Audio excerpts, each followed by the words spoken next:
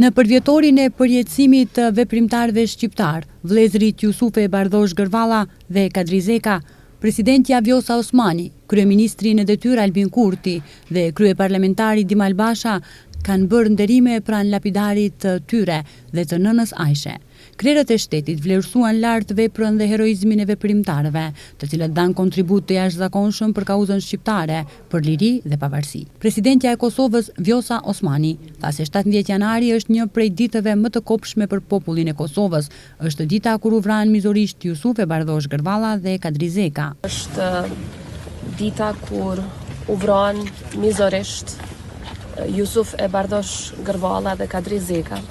Njëkohësisht është dita kur u vra edhe Smail Hajdaraj, po ashtu është edhe dita kur humbëm heroin ton kombëtar Gjergj Kaspiotin Skënderbeun. Një ditë e humbjeve të shumë fishta, por njëkohësisht një ditë një krenarie të madhe për kombin ton. Sot jemi këtu në Dubovik dhe pastaj do të jemi edhe në Prishtinë për të nderuar Jusuf e Bardosh Gërvallën dhe Kadri Zekën, të cilët dëshmuan se Kosovën e deshtën më shumë se sa jetën e tyre. Sot ne bëjmë nderime duke kujtuar se si edhe para suprimimit të autonomisë, gjatë gjithë kohës kemi pasur patriot të jashtëzakonshëm, veprimtar të paepur, të cilët u fliuan duke sakrifikuar gjithçka për shtetin dhe lirinë të cilat i kemi dhe i gëzojmë sot.